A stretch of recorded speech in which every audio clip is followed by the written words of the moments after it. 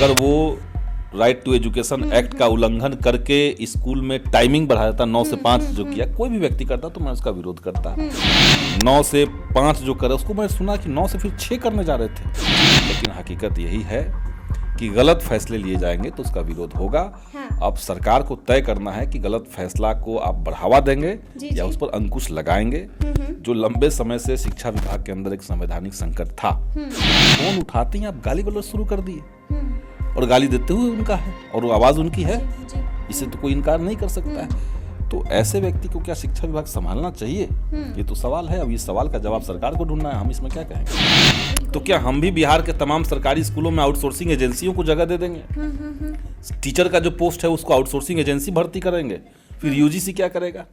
नमस्कार, हमारा नाम है समरीन और आपने देखना शुरू कर दिया है लाइव सिटीज।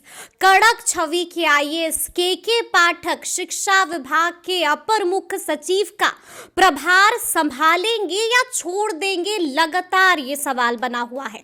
आपको मालूम है कि बीते दिन कहा तो ये भी जा रहा है कि मुख्यमंत्री नीतीश कुमार से के पाठक की बातचीत हुई है। हालांकि इस खबर की पुष्टि लाइव सिटीज नहीं करता है, लेकिन अब भी सवाल यही बना हुआ है कि क्या शिक्षा विभाग में लौट कर आएंगे के पाठक या फिर इसे बाय बाय कहने के मूड में है के पाठक। तो आज हम इसी मुद्दे पर सीधी बातचीत करेंगे सीपीआईएमएल विधायक संदीप सौरभ जी से। सबसे पहले बहुत शुक्रिया बात करने के लिए। शुक्रिया। तो जैसा कि मैंने शुरू में ही कहा कि बीते दिन एक खबर आती है कि मुख्यमंत्री से के पाठक की बातचीत हुई है। संदीप सौरभ जी के पास क्या जानकारी है? कोई जानकारी नहीं है मेरे पास। क्या वाकई में बातचीत हुई है? कुछ तो पता चला होगा। ये तो वही दोनों बता पाएंगे, माननीय मुख्यमंत्री महोदय बताएं या के पाठक बताएं। ये कोई इंपॉर्टेंट सवाल नहीं कि इससे कौन मिला। हमें लगता है कि इससे ज़्यादा बियॉन्ड बड़े बड़े सवाल हैं शिक्षा विभाग के, और वो सवाल हैं कि पिछले दिनों जो भी गलत फैसले लिए गए जी, गलत फैसले। जैसे कल एक सोशल मीडिया में एक लेटर चल रहा है, विकास ट्रेडर्स, आमतौर पर इस तरह के नाम वाली जो एजेंसियां होती है वो भवन निर्माण के लिए ईंट बालू गिट्टी छड़ इस सब का सप्लाई करती है। तो विकास ट्रेडर्स का लेटर है, उसमें लिखा हुआ है कि अगर किसी कॉलेज को टीचर चाहिए तो हम टीचर देने के लिए तैयार हैं, क्योंकि हमको के पाठक का आदेश मिला हुआ है। तो इस तरह से क्या विद्यालयों को और कॉलेजों को टीचिंग पोस्ट पे लोग अपॉइंट करने का प्लान बिहार सरकार रखती है, ये इम्पोर्टेंट है। और सबसे बड़ी बात है कि कुछ जगह इसकी शुरुआत हो गई है, और ये अगर एक बार शुरू हो गया, आउटसोर्सिंग एजेंसियां जो हैं वो तय करने लगे कि टीचर कौन बहाल होंगे कौन नहीं बहाल होंगे। जाहिर सी बात है कि उसमें कोई रिजर्वेशन नहीं, आरक्षण नहीं है जी। तो ये बहुत दूर तक शिक्षा को प्रभावित करेगा। तो के पाठक आएंगे या नहीं आएंगे, वो मुख्यमंत्री से मिलेंगे या नहीं मिलेंगे, वो मेरे लिए महत्वपूर्ण नहीं है। जो भी गलत फैसले लिए गए हैं जी, और मैं देख रहा हूँ कि सारे फैसले के पाठक के ही नियंत्रण से लिए गए हैं, उनके कहने से ही लिए गए हैं, या तो उन्होंने खुद लिया है। वो सारे फैसले पहले वापस हो, पहले सारे फैसले वापस हो। निश्चित मतलब मैंने कल आपका वो ट्वीट देखा जिसका जिक्र भी आपने किया, जो वायरल हो रहा लेटर है वो भी आपने लगाया है, और साफ साफ संदीप सौरभ ने ये मांग की है कि जल्द से जल्द सरकार इसका संज्ञान ले। पहले भी संदीप सौरभ ये बात बोल चुके हैं। क्या है, संदीप सौरभ की बात सुनी नहीं जा रही? मैंने तो बिहार विधानसभा में इस क्वेश्चन को रेज किया था, और वो क्वेश्चन जो था वो एक्सेप्ट हुआ था, स्वीकार हो गया था। लेकिन विधानसभा सत्र चला, खत्म हो गया, 1 महीने तक मुझे कहा गया कि 1 महीने के अंदर आ जाएगा आपका जवाब। आज नया सत्र शुरू होने वाला है, लेकिन आज तक वो जवाब नहीं आया, क्योंकि वो लिखित में जवाब हमें चाहिए था। हमने सवाल यही किया था कि क्या ये सच बात है कि आउटसोर्सिंग एजेंसियों से स्कूलों के अंदर बहालियां हो रही है, होने का फरमान जारी हुआ है, ठीक है, और उसमें आरक्षण का रोस्टर नहीं है, कोई टेंडरिंग नहीं है, आपने कैसे जिला अलॉट कर दिया? और उसके चलते भारी अनियमितता है। जो आउटसोर्सिंग एजेंसी से लोग आएंगे उनको कुछ और पेमेंट मिलेगा, जो पहले से बहाल है सरकार के नियमावली से जो बहाल है उनको कुछ और पेमेंट मिलेगा। तो इस विसंगति को लेकर मैंने सवाल उठाया था, जिसका कोई लिखित जवाब नहीं आया। सवाल स्वीकृत है, पेंडिंग पड़ा हुआ है इस बार बिहार विधानसभा में हम उठाएंगे कि क्यों उसका जवाब नहीं आया हमें। मतलब एक बार फिर से आप वही सवाल दोहराइएगा। फिर से वही सवाल दोहराएंगे और इस बात को भी कहेंगे कि हमारा पुराना सवाल का जवाब क्यों नहीं आया, किस अधिकारी ने उसको दबाया। क्योंकि क्या लगता है कि संदीप सौरभ को दबाया जा रहा है, कहीं दाल में कुछ काला तो हमें नहीं है? क्यों कोई दबाएगा। देखिए ये मामला है बिहार के एजुकेशन सिस्टम का, और इस दौर में जब बिहार सरकार जो है वो एक माइलस्टोन खड़ा कर रही है, केंद्र सरकार की जो शासन पद्धति है जी उसके समानांतर, उससे अलग एक वैकल्पिक बिहार सरकार की नीति रही है। जब केंद्र नौकरी नहीं दे रही थी, हमने नौकरी देने का इंतजाम किया। जब केंद्र जातिगत आरक्षण की बात नहीं, जातिगत सर्वे का बात नहीं सुन रहा था, हम लोगों ने करवाया, आरक्षण का दायरा बढ़ाया। अब सवाल यही है कि जब केंद्र सारे सरकारी एजेंसियों को प्राइवेटाइज कर रही है तो हम किस मॉडल को रखेंगे। तो क्या हम भी बिहार के तमाम सरकारी स्कूलों में आउटसोर्सिंग एजेंसियों को जगह दे देंगे? टीचर का जो पोस्ट है उसको आउटसोर्सिंग एजेंसी भर्ती करेंगे, फिर यूजीसी क्या करेगा? बिल्कुल जी जी जी। फिर बिहार विश्वविद्यालय चयन आयोग जो बना हुआ है वो क्या करेगा? तो क्या संदीप सौरभ को लगता है कि दाल में कुछ काला है? दाल में काला नहीं है, पूरा दाल ही काला है। पूरी दाल ही काली है। हाँ, इसमें समझ लीजिए कि ऊपर से लोगों को लगता है, और कौन लोग कहते हैं कि के पाठक के आ जाने से शिक्षा विभाग में चमत्कार होने वाला है। आप समझ लीजिए कि ऊपर से जो सख्त दिखने वाले लोग हैं जी, अंदर से जबरदस्त करप्ट लोग हैं। अच्छा, क्यों मैं कह रहा हूँ? जी, निशाने पर है के पाठक। बिहार के 38 जिले हैं जी, सभी जिलों में एक एक एजेंसी दिया गया। एक एजेंसी को कॉन्ट्रैक्ट मिला कि इस जिले के जितने सरकारी स्कूल हैं वहां के सारे पोस्ट, टीचिंग नॉन टीचिंग दोनों, जी, आपको भर्ती करना है। कंप्यूटर आपको सप्लाई करना है। ठीक है। 70,000 का बिल बना हुआ है कंप्यूटर का, और मुश्किल से बाजार में उसका कीमत लगाइएगा 12,000 का कंप्यूटर। ये भी चल रहा है। बिल्कुल जी जी जी। तो ये 12,000 का कंप्यूटर 70,000 में स्कूलों को आउटसोर्सिंग एजेंसी दे रही है। ये पैसा किसका है, कहाँ जा रहा है?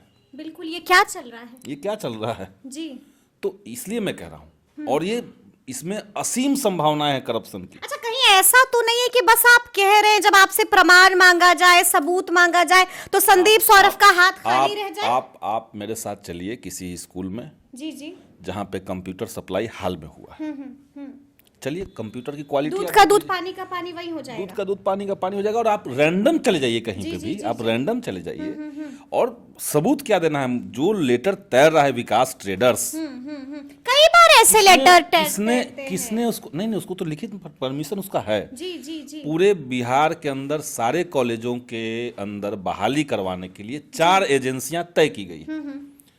तय करने का तरीका क्या था, कैसे, किस आधार पर उसको तय किया गया है, ये कोई नहीं जानता है। कोई नहीं जानता है। एक सर्कुलर आया कि इन 4 कंपनियों से, विकास ट्रेडर्स और 3 और कंपनी, इन्हीं से आपको अपने यहाँ कॉलेजों के अंदर गेस्ट फैकल्टी रखवाना है।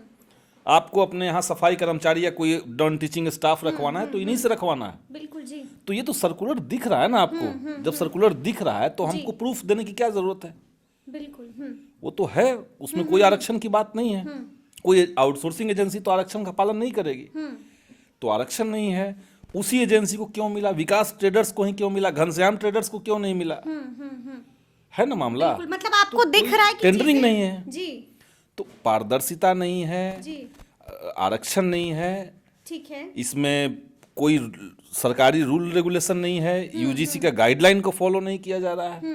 तो इसलिए मैं कह रहा हूँ कि सरेआम ऊपर से लेके नीचे तक इस पूरे आउटसोर्सिंग के प्रकरण में सिर्फ घपला है, सिर्फ घपला है। अच्छा ठीक है, हम दोबारा जो है अपने सवाल पर वापस जाएंगे। ये तो हम समझ गए आपका गुस्सा। और पूरे देश के भीतर जी लोग हंस रहे हैं। लोग ये हंस रहे हैं कि बिहार में चल क्या रहा है। ये सरकारी कॉलेजों के अंदर टीचर का अपॉइंटमेंट कोई विकास ट्रेडर्स जैसी कंपनियां करेगी, आउटसोर्सिंग एजेंसी करेगी। लोग बाहर हंस रहे हैं। लोग हंस रहे हैं, मतलब बिहार मजाक का पात्र बन गया है। ये अगर चलेगा जी जी जी, कि आप आउटसोर्सिंग एजेंसी से टीचर्स कॉलेज के लिए अप्लाई मैंने प्रोवाइड करवाने लगेंगे, फिर यूजीसी क्या करेगा? विश्वविद्यालय चयन आयोग क्या करेगा? अच्छा ठीक है, हम संदीप सौरभ को लगातार देखते हैं कि आप बमके रहते हैं के पाठक पर। नहीं, लगातार हम लोग लगातार बात करते हैं, लेकिन एक बात बताइए, देखिए आपको मालूम है कि लगातार के पाठक छुट्टियां बढ़ा रहे हैं। हम देख रहे हैं कि जब के पाठक नहीं है तो साइड इफेक्ट दिख रहा है शिक्षा विभाग में, काम की रफ्तार स्लो हो गई है, स्कूल का आवंटन नहीं हो रहा है, मतलब के पाठक नहीं तो कुछ नहीं। संदीप जी, ये सब आप लोग की तरफ से बनाया हुआ माहौल है। नहीं, हम लोग तो लगातार जा रहे हैं नहीं, शिक्षा क्यों विभाग, क्यों देख रहे हैं, क्या देख रहे हैं? रफ्तार रुक चुकी है, कहाँ रफ्तार रुक चुकी है? और के स्कूल पाठक, का आवंटन लटका हुआ है।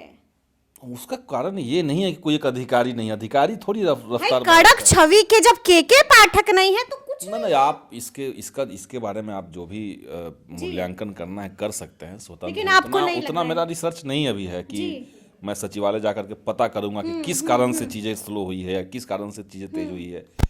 चीजें जहाँ पे तेज हुई वहाँ पे गड़बड़ियां भी हुई है। तारीफ के काबिल हैं कि नहीं के पाठक? नहीं ना, मैं के पाठक पे क्यों बात करूंगा? सवाल तो ये है, मैं किसी इंडिविजुअल, मैं कह रहा हूँ कि उसके जगह पर कोई भी व्यक्ति होता और वो आउटसोर्सिंग एजेंसी लेकर के आता शिक्षा विभाग के अंदर, तो उससे भी उसका सवाल पूछते हैं। विरोध होता। जी, अगर वो राइट टू एजुकेशन एक्ट का उल्लंघन करके स्कूल में टाइमिंग बढ़ा देता 9 से 5 जो किया कोई भी व्यक्ति करता तो मैं उसका विरोध करता।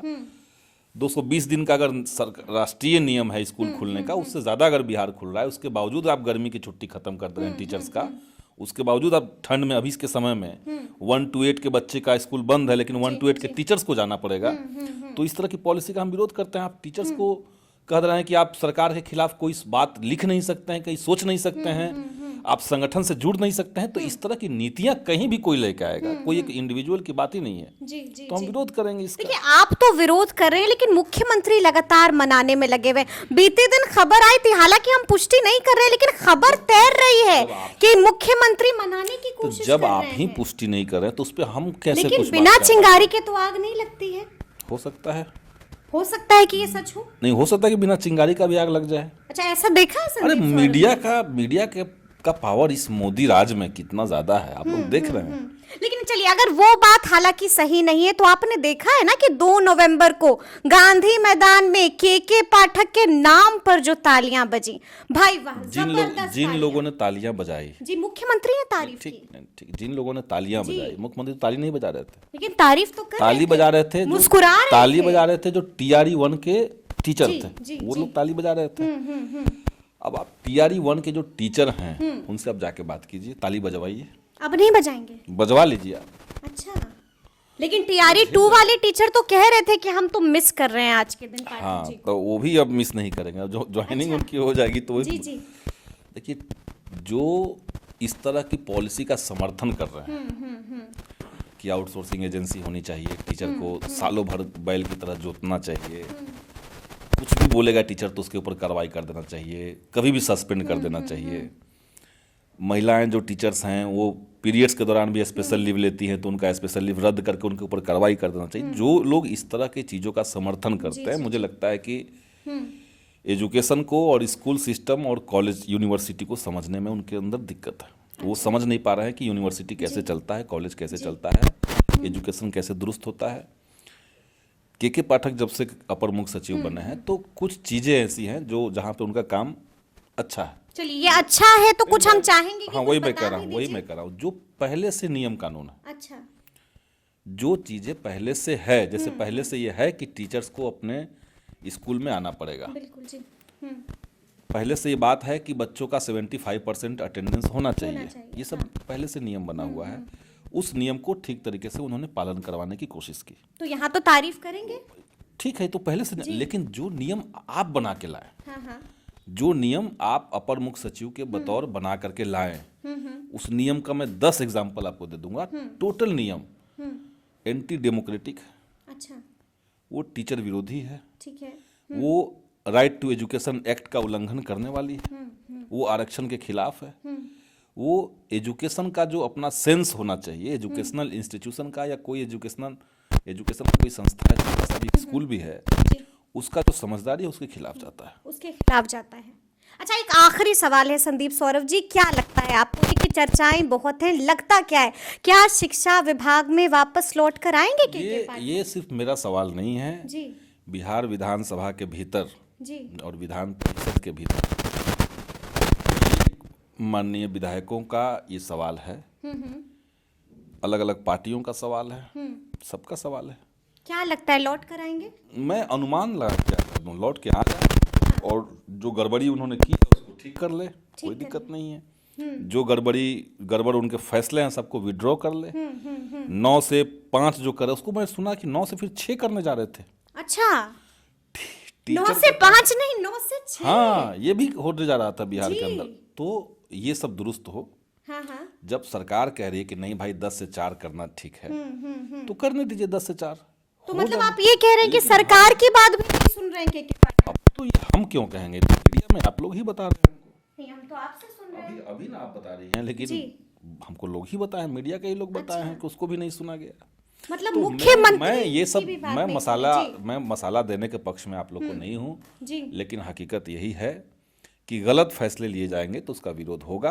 हाँ। अब सरकार को तय करना है कि गलत फैसला को आप बढ़ावा देंगे जी, या जी। उस पर अंकुश लगाएंगे।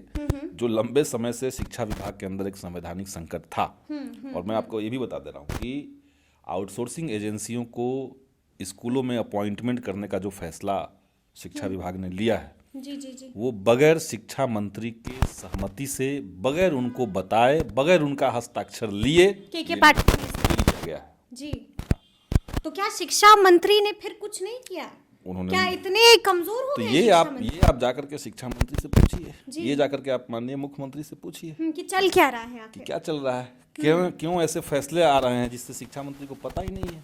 आपने टाइमिंग खत्म कर दिया, आपने हिंदू मुसलमानों का अलग अलग कैलेंडर बना दिया।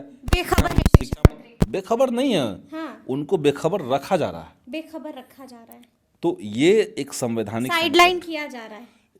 गलत है ना ये तो। जी, जी, मान जी, लिया लोकतंत्र है, लोकतंत्र में जनता से चुने हुए प्रतिनिधि अगर कोई शिक्षा मंत्री बिल्कुल, हैं, बिल्कुल। उनको बगैर बताए कोई कानून बनेगा, उनके बगैर बताए कोई मामला जो है वो कैबिनेट में चला और जाएगा। शायद यही वजह है कि के पाठक लगातार छुट्टियां बढ़ा रहे हैं या बढ़ाई जा रही हैं। अब ये यही शायद अंदर क्या महंगा चल तो रहा नहीं है, पड़ गया अंदर है। क्या चल रहा है मुझे नहीं पता, जी। लेकिन जो हो रहा है लेकिन वो आप उनकी बताएं। पॉलिसी जो है वो आप देख रहे हैं। व्यवहार आप लोगों ने देखा ही होगा। अभी तो मैं एक डॉक्टर का, आप कुछ दिनों पहले 10 दिनों पहले एक डॉक्टर का मैं इंटरव्यू देख रहा था, रिकॉर्डिंग मैंने सुना। बिल्कुल जी। कोई शिक्षा विभाग का अपर मुख्य सचिव किसी व्यक्ति के, वो व्यक्ति चाहे जो भी हो, फोन उठाते ही आप गाली गलौज शुरू कर दिए, और गाली देते हुए उनका है और वो आवाज उनकी है, जी। इसे तो कोई इनकार नहीं कर सकता है।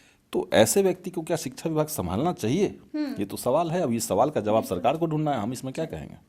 तो सुना आपने क्या कुछ कहा है संदीप सौरभ जी ने। देखिए, बड़े बड़े आरोप लगा दिए हैं और बड़े बड़े खुलासे भी कर दिए हैं। तो ये पूरी बातचीत आपको कैसी लगी है, कमेंट करके हमें ज़रूर बताइएगा। तो इस तरह के तमाम अपडेट्स के लिए ऐसे ही हमारे साथ बने रहिएगा और देखते रहिएगा लाइव सिटीज़। बहुत शुक्रिया।